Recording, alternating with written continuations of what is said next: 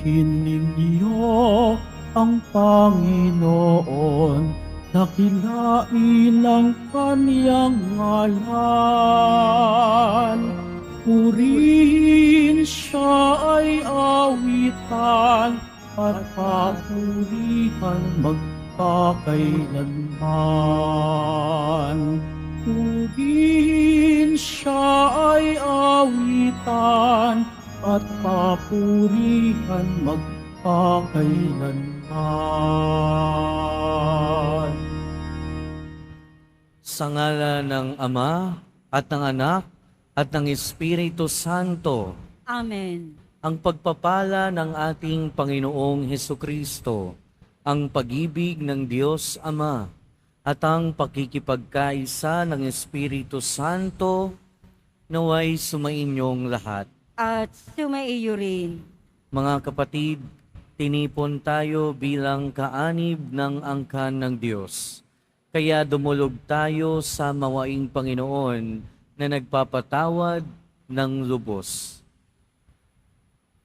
Sinugong tagapagpagaling sa mga nagsisisi, Panginoon, kaawaan mo kami. Panginoon, kaawaan mo kami. Dumating na tagapag-aniyayang mga makasalanan ay magsisi, Kristo, kaawaan mo kami. Kristo, kaawaan mo kami. Nakaluklok ka sa kanan ng Diyos Ama para ipamagitan kami. Panginoon, kaawaan mo kami. Panginoon, kaawaan mo kami. Kaawaan tayo na makapangyarihang Diyos, patawarin tayo sa ating mga kasalanan at patnubayan tayo sa buhay na walang hanggan. Amen. Manalangin tayo. Ama naming makapangyarihan, kaming mga tinubos mo at kinupkop ay tunghayan mo ngayon sa iyong kagandahang loob upang sa pagsampalataya sa anak mong si Kristo, makamta ng kalayaan at pamana sa piling mo sa pamamagitan niya kasama ng Espiritu Santo magpasawalang hanggan. Amen. Magsipo muna ang lahat. Pagbasa mula sa unang sulat ni Apostol San Pablo sa mga taga-Korinto. Mga kapatid, kung minsan ang isa sa inyo'y may reklamo laban sa kanyang kapatid, magsasakdal ba siya sa mga hukom na pagano, sa halip na ipaubaya sa mga hinirang ng Diyos ang pag-aayos ng usapin nila? Hindi ba ninyo alam na ang mga hinirang ng Diyos ang hahatol sa sanlibutan? At kung kayo ang hahatol sa sanlibutan, hindi ba ninyo kayang hatulan ang ganyang kaliit na bagay? Hindi ba ninyo alam na tayo ang hahatol sa mga anghel? Gaano pa ang mga bagay na may kinalaman sa buhay na ito? Kung kayo'y may usapin, idudulog pa ba ninyo ito sa mga taong di kinikilala ng simbahan? Mahiya-hiya naman kayo. Wala na ba sa inyong marunong mag-ayos sa sigalutan ng magkakapatid?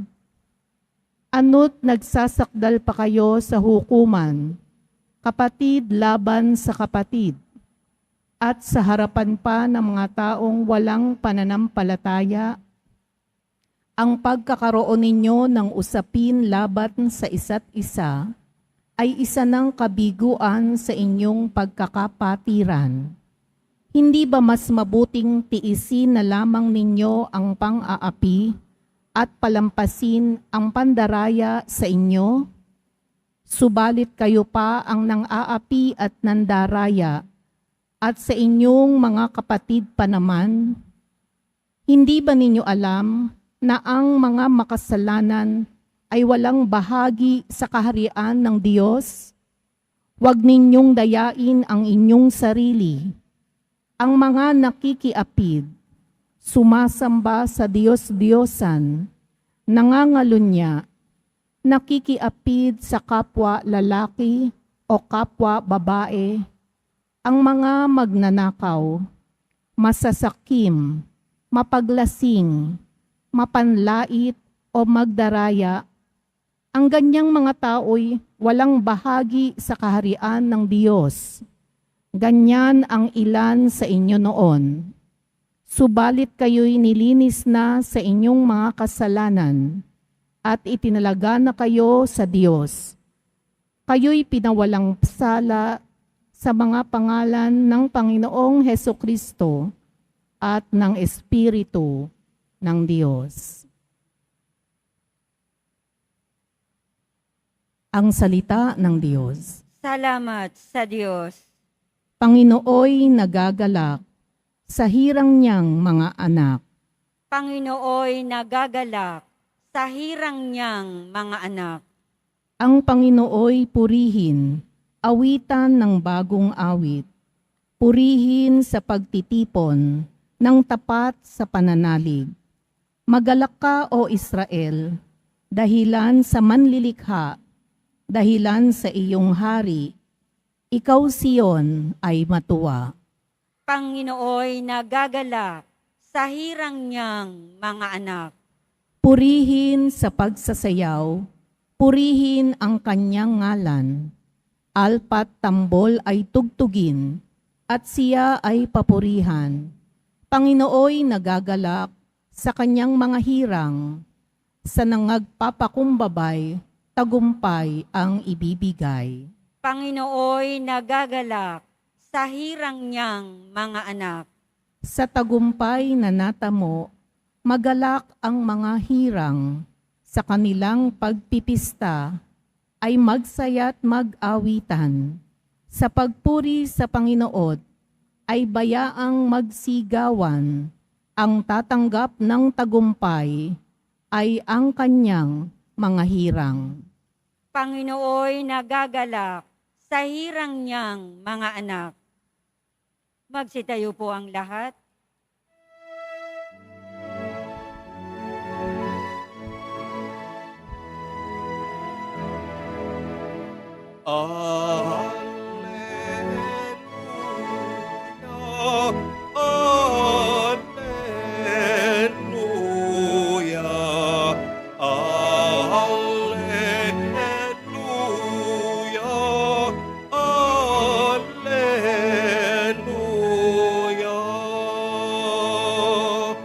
Hinirang tayo ni Kristo upang mamungang totoo bilang mabubuting tao. Alleluia, alleluia,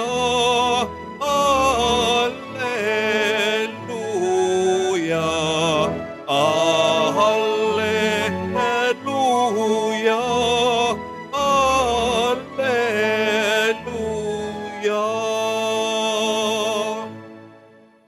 Sumainyo ang Panginoon.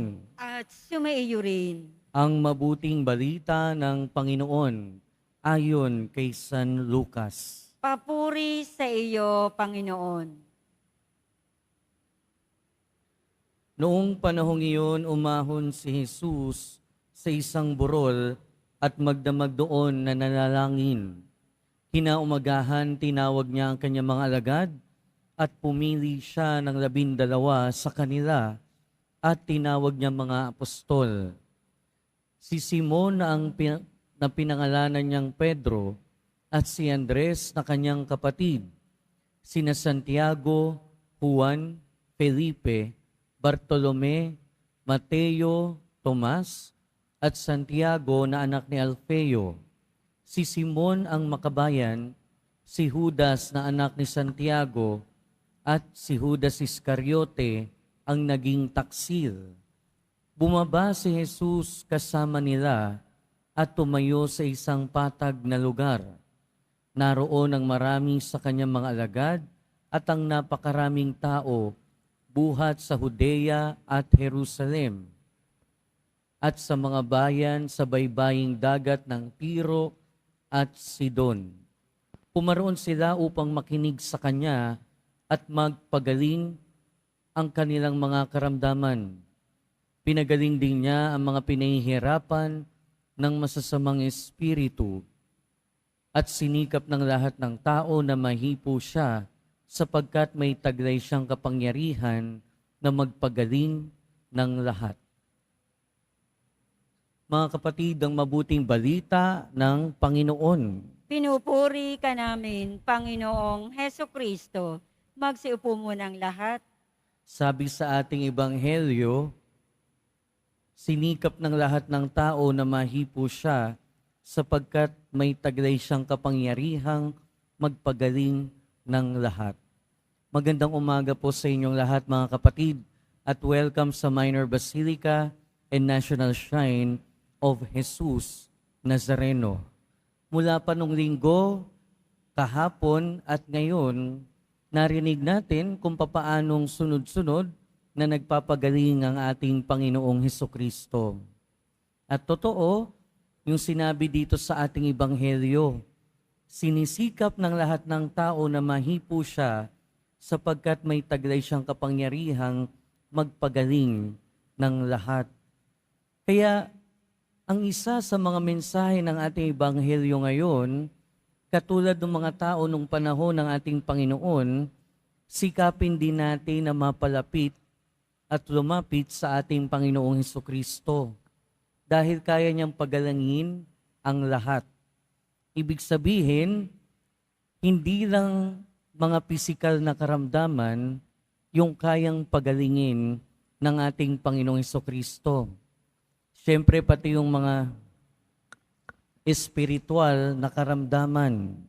Pero hindi lang din yun, dahil kahit anong sira, kahit anong bagay na hindi maayos, kayang pagalingin ng ating Panginoon.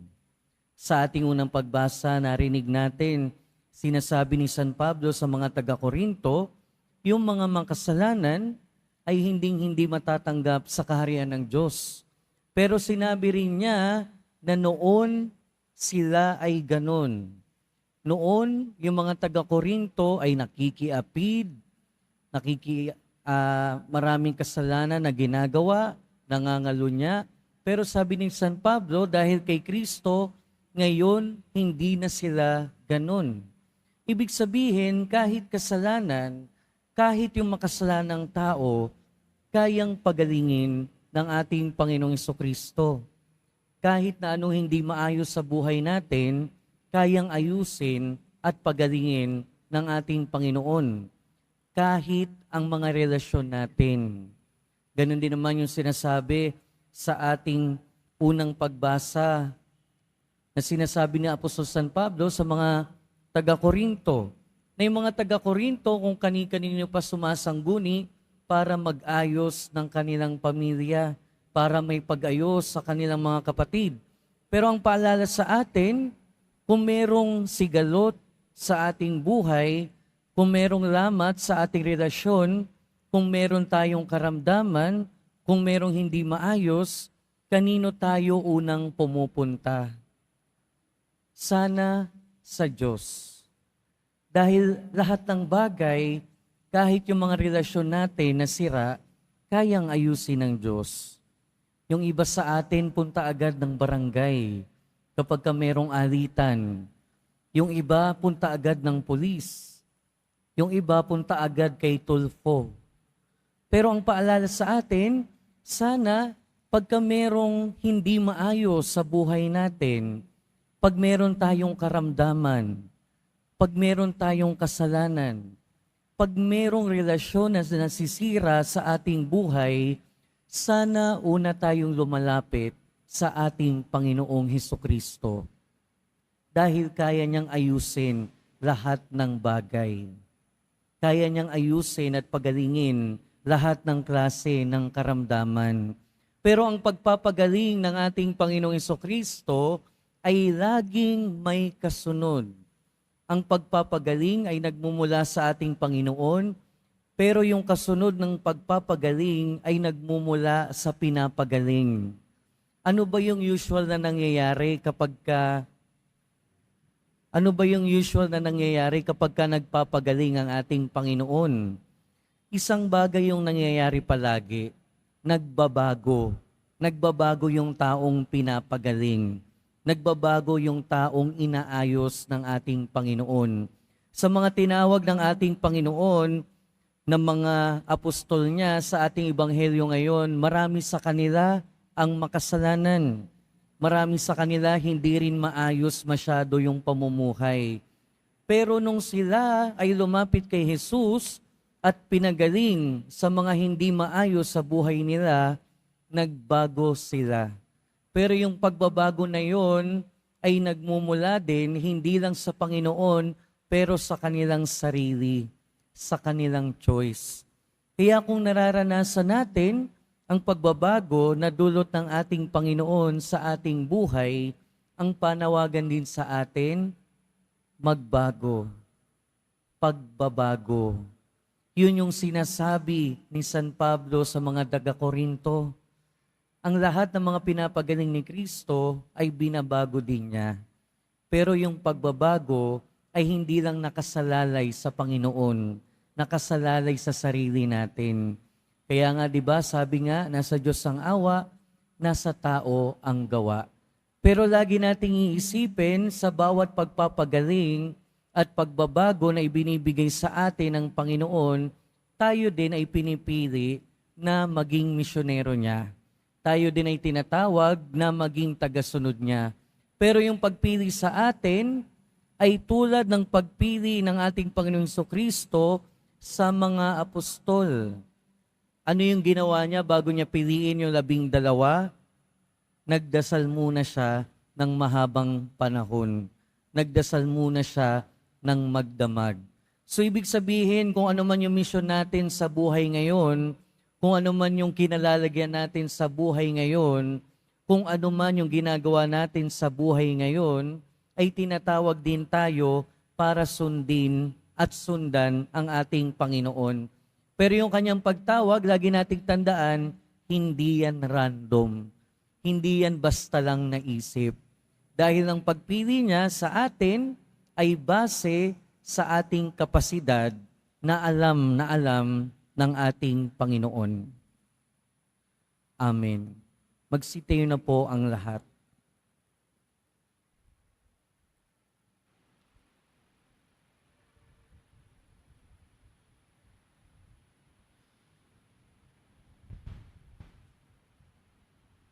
Minamahal kong mga kapatid, tinatawag tayo ng Diyos bilang kanyang hinirang upang sundin ang kanyang kalooban. Manalangin tayo ng may pananalig sa Diyos na nagnanais na ang kanyang bayan ay mamagitan para sa sandaigdigan. Sa bawat panalangin ng ating itutugon, Ama, pakinggan mo kami kay Kristo. Ama, pakinggan mo kami kay Kristo. Ang simbahan sa pamamagitan ng Santo Papa at ng mga obispo naway umakay sa atin sa kaganapan ng buhay Kristiyano. Manalangin tayo. Ama, pakinggan mo kami kay Kristo. Ang mga mambabatas naway gabayan ng ating bayan para sa kasiguruhan ng kinabukasan at kaunlaran ng ating bayan.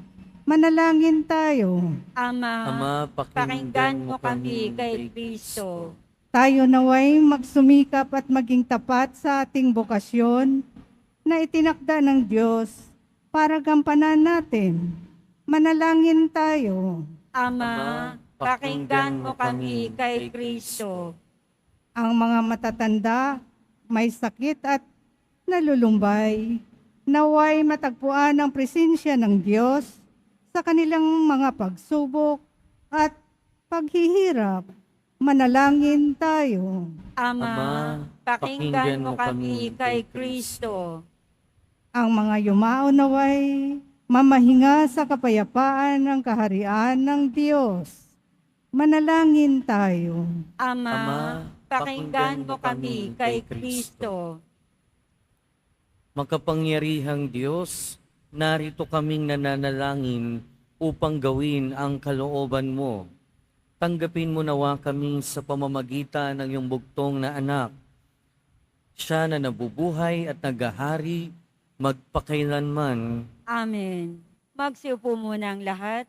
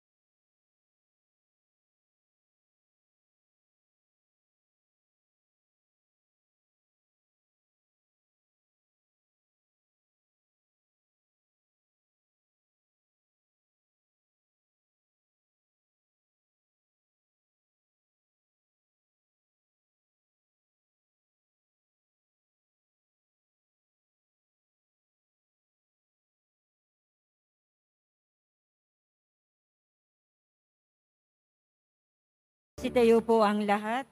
Manalangin kayo mga kapatid upang ang paghahain natin ay kalugdan ng Diyos amang makapangyarihan. Tanggapin nawa ng Panginoon itong paghahain sa iyong mga kamay, sa kapurihan niya at karangalan, sa ating kapakinabangan at sa buong sambayanan niyang banal. Ama naming lumikha, ikaw ang gumagawa ng wagas na katapatan at kapayapaan.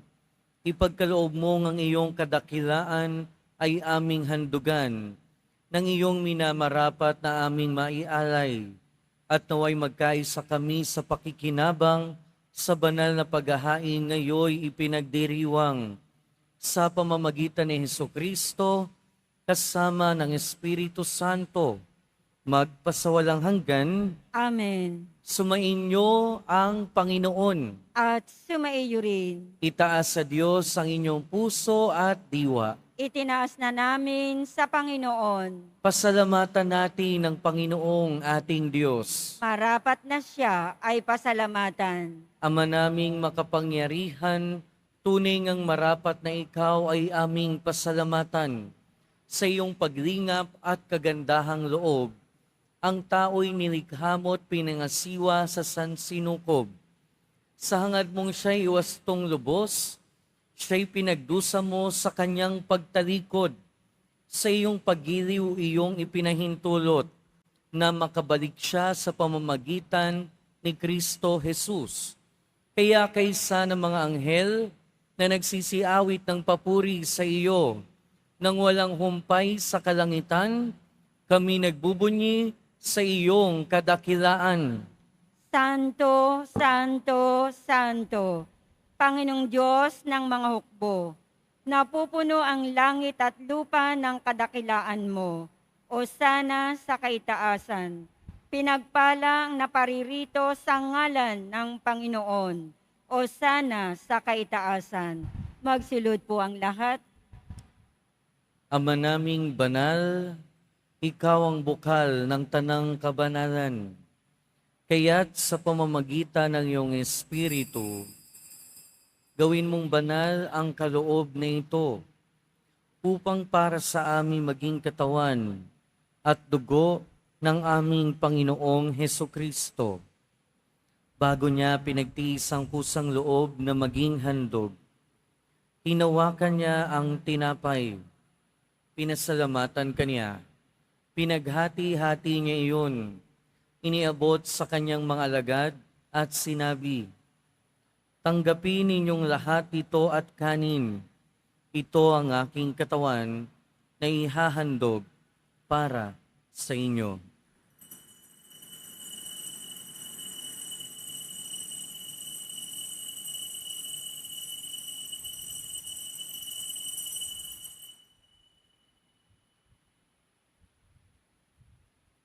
Gayon din naman noong matapos ang hapunan, hinawakan niya ang kalis. Muli kanyang pinasalamatan. Iniabot niya ang kalis sa kanyang mga alagad at sinabi, "Tanggapin ninyong lahat ito at inumin. Ito ang kalis ng aking dugo, ng bago at walang hanggang tipan. Ang aking dugo na ibubuhos para sa inyo at para sa lahat. Sa ikapagpapatawad ng mga kasalanan, gawin ninyo ito sa pag-alala sa akin."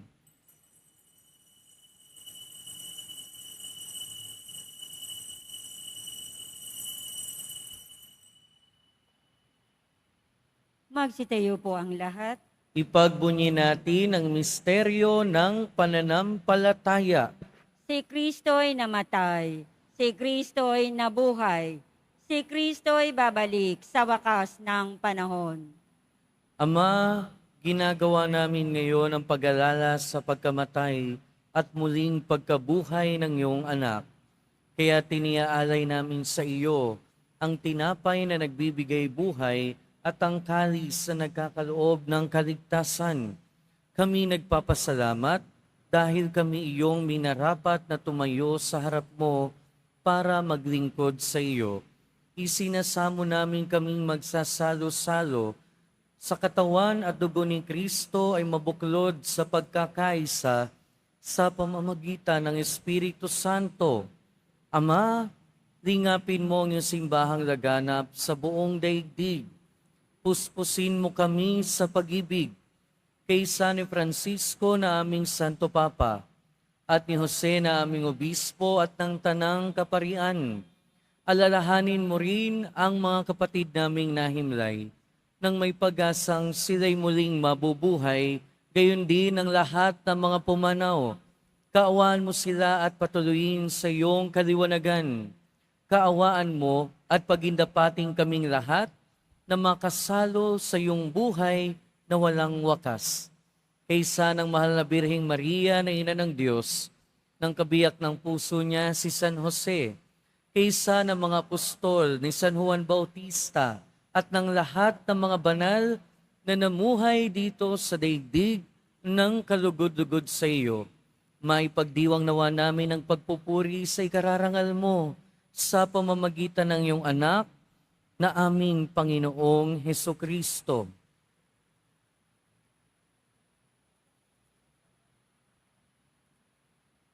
Sa pamamagitan ni Kristo, kasama niya at sa Kanya, ang lahat ng parangal at papuri ay sa iyo, Diyos amang makapangyarihan, kasama ng Espiritu Santo, magpasawalang hanggan. Amen.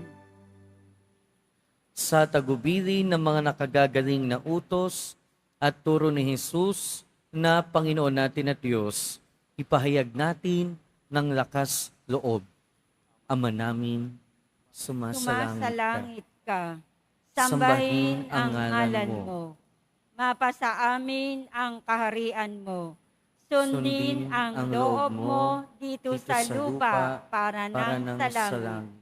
Bigyan mo kami ngayon ng aming kakanin sa araw-araw at patawarin mo kami sa aming mga sala para ng pagpapatawad namin sa nagkakasala sa amin.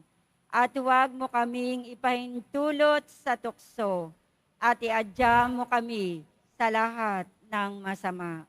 Hinihiling namin kami adya sa lahat ng masama, pagkalooban ng kapayapaan araw-araw, iligtas sa kasalanan, at ilayo sa lahat ng kapahamakan, samantalang aming pinananabikan ang dakilang araw ng pagpapahayag ng tagapagligtas namin si Hesukristo. Sapagkat iyo ang kaharian at ang kapangyarihan at ang kapurihan magpakailanman. Amen. Panginoong Hesukristo, sinabi mo sa iyong mga apostol, kapayapaan ang iniiwan ko sa inyo. Ang aking kapayapaan ang ibinibigay ko sa inyo. Tunghayan mo ang aming pananampalataya at huwag ang aming pagkakasala. Pagkalooban mo kami ng kapayapaan at pagkakaisa ayon sa iyong kalooban, kasama ng Espiritu Santo, magpasawalang hanggan. Amen. Ang kapayapaan ng Panginoon ay laging sumainyo. At sumaiyo rin. Magbigayan kayo ng kapayapaan sa isa't isa.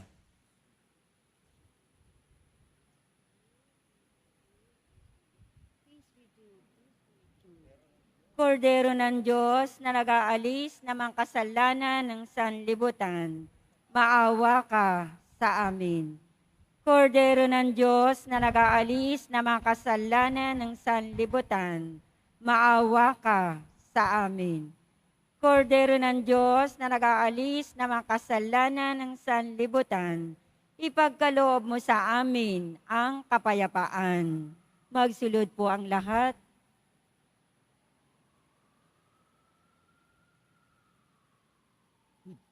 Ito ang kordero ng Diyos. Ito ang nag-aalis ng kasalanan ng sanlibutan. Mapalad ang mga inaanyayahan sa kanyang piging. Panginoon, hindi ako karapat-dapat na magpatuloy sa iyo, ngunit sa isang salita mo lamang ay gagaling na ako.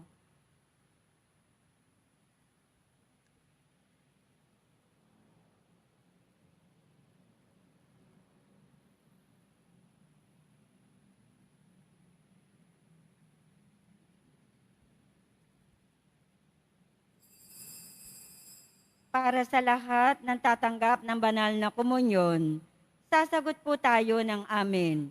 Pagkasabi ng pari o ng lay minister ng katawan ni Kristo at isubo agad sa bibig bago umalis sa harapan ng pari o lay minister. Sumunod po tayo.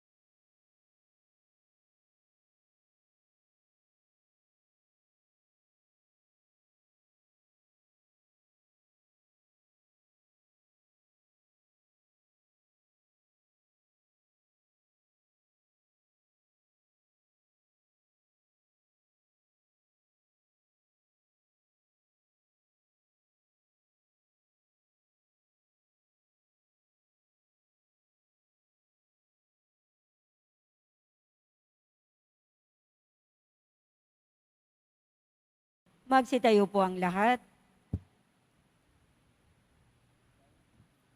Manalangin tayo. Ama naming mapagmahal, kaming pinapagsalo mo sa iyong salita at piging na banal, ay iyong pinalalakas at iyong binubuhay. Pagindapatin mong kami makapakinabang sa buhay ng iyong anak, na para sa aming sarili niya ang alay, bilang aming tagapamagitan, kasama ng Espiritu Santo, magpasawalang hanggan. Amen. Sumainyo ang Panginoon. At sumaiyo rin. Mahal na pong Jesus Nazareno, inihayag mo sa pamamagitan ng krus ang walang maliw na pag-ibig ng Diyos sa sangkatauhan. Pakinggan mo ang kahilingan ng iyong angkan na nagsusumamo sa iyo. Makamtanawa nila ang iyong katugunan at tanggapin ang kasagutan na may utang na loob na tinatanaw. Basbasan din po ninyo ang mga daladala nilang imahen at dasalan sa pamamagitan ng bendisyon na ito, naway maalala nila ang mga pangako nila noon sa binyag, na ikaw ang kanilang iibigin at paglilingkuran bilang Panginoon, magpasawalang hanggan. Amen. At pagpalain kayo ng makapangyarihan at mapagmahal na Diyos, Ama, Anak, at Espiritu Santo. Amen. Humayo kayong taglayang kapayapaan ng Poong Jesus Nazareno. Salamat sa Diyos.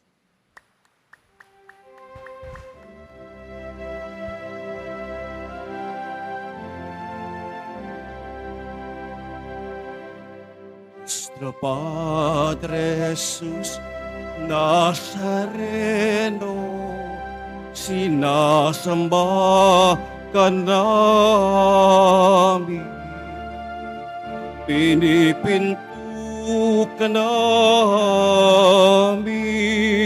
aral mo ang aming buhay at kaligtasan.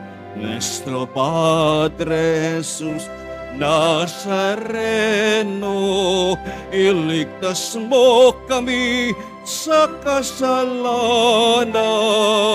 Ang krus mong kinamatayan ay sagisag ng aming kaligtasan. Nuestro Padre Jesus Nazareno, dinarangal ka namin. Nuestro Padre Jesus Nazareno, nilulwalhati ka namin. Nuestro Padre Jesus Nazareno, dinarangal ka namin.